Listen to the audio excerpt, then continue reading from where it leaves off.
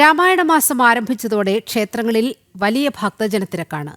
രാമായണ മാസത്തിൽ ക്ഷേത്രങ്ങളിലും വീടുകളിലും രാമായണ പാരായണം നടക്കുകയാണ്. ക്ഷേത്രങ്ങളിൽ പ്രത്യേക പൂജകളും ആത്മീയ പ്രഭാഷണങ്ങളും രാമായണ മാസത്തിലെ പ്രത്യേകതകളാണ്.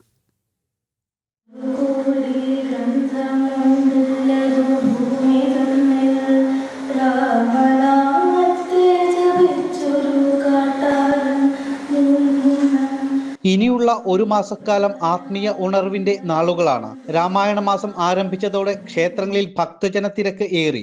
കർക്കിടകം 1-ാം തീയതി കോഴിക്കോട് തളി മഹാശിവ ക്ഷേത്രത്തിലും നിരവധി വിശ്വാസികളാണ് എത്തിയത്.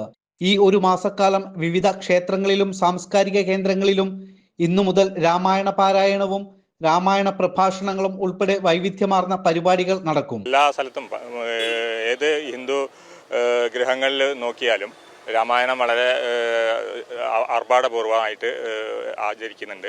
അതിൻ്റെ ചടങ്ങുകളോടുകൂടി തന്നെ അത് ആചരിക്കുന്നുണ്ട്.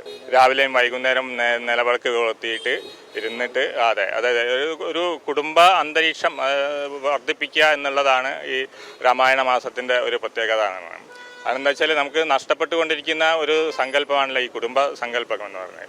രാമായണ കഥ എന്ന് പറഞ്ഞാൽ തന്നെ അറിയാലോ, നമുക്ക് കുടുംബകഥകളാണ്, കുടുംബത്തിന്റെ കഥയാണല്ലോ.